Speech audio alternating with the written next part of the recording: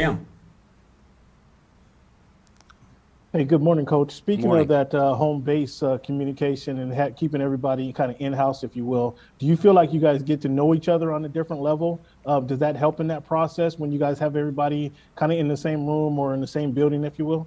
Yeah, really important, Cameron. I think that that's a really awesome point that you just made, and it's one that I really believe in. I think it has been an edge for us because from a coaching staff standpoint, that synergy, but then the collaboration and the connection between personnel departments and coaching departments, and then also sports performance as well, from the medical side of things. So being able to team up and have that, easy communication, we feel like that's an advantage, especially through this process. And like I said, it's been really good for us to get to know one another, and I think that is an advantage of staying home.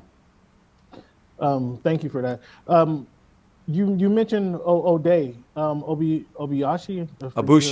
Abushi, excuse me. You mentioned him and kind of what you liked about him. Are you looking for him to be one of the starters at the guard position? We certainly feel like he's a starting caliber player, Cameron. But he's going to have to compete. But we feel like last year he played like a starter, like a winning starter in the NFL, and that's why we signed him. And I feel like he's definitely got the traits that we're looking for in that position. Like I said, I really like his demeanor. He's got an awesome story from New York, went to Virginia, comes from an awesome family. And he's like at that perfect spot in his career, in my opinion, where he's got a lot of confidence at this point. And now, hopefully that expresses itself even better with us. I like the point that you make that the NFL is a development league, and then you catch them in that right development pattern, regardless of the age. I like that. That's a good point. Speaking of development, your tight end position. What does an ideal tight end look like to you? Yeah, Cameron. There's different sizes now, and I think that's kind of like in that process, you have to, sort of space that group into, on the line Y tight ends or F tight ends that are more move guys off the line, guys that can play detached from the formation.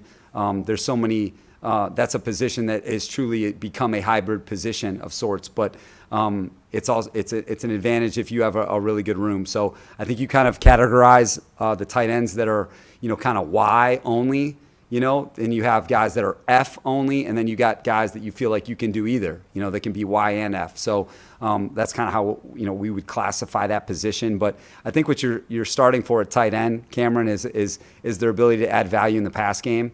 I think that's where it starts with a tight end, is their value in the passing game. What type of receiver is he? Is he a vertical threat? Is he a level 1, level 2 threat? Is he a separator?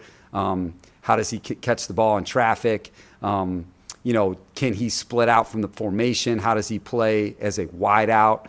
A lot of those things go into the evaluation. Then at the point of attack, how is he at the line of scrimmage? How is he off the line of scrimmage? How does his balance and body control, working across the formation or in combination with people, as a blocker. And then, from there, you talk about his pass protection ability, that's kind of a final part of the evaluation. But it's a position that if you have a deep room and a versatile room, it creates a big advantage for you schematically. So are you looking for multiple people to play those positions? You described a hell of a player right there. Yeah, I think what most guys don't just fit. It's very rare nowadays for you to find that complete player. That just, man, he's got it all. I mean, he has it all. And the way the game's trending, a lot of these guys are playing detached from the formation and being more like receivers. And so from a blocking standpoint, what's being asked of these guys is different than it was 10, 15 years ago at the point of attack. So, and with the advent of RPOs, those guys aren't asked to do as much, and you can kind of mitigate some of the risk with a player like that. But I think, you're certainly looking for guys that can add value in the passing game. And then in the run game, can they give you an advantage at the point of attack, whether it's on the line or off the ball, moving across the formation. Lastly, for me, Coach, in regards to your edge position players that you're looking to fill, have you had any conversations with some of the free agents that's available, or are you looking to fill that spot in the draft? it's Still just those spots in the draft. I'm sorry. Yeah, Cameron, it's ongoing. I think that we sort of had a specific plan for that initial part of free agency, but it's always ongoing. I think that we're certainly going to try and make it through the draft, and then see what happens from there. But looking forward to coaching the group that we have, and then I think Kyler was a good addition in the first part of free agency, and then now we'll look. Certainly the draft is the next thing, and then we'll see what happens between now and training camp. Thank you, Coach. You're welcome.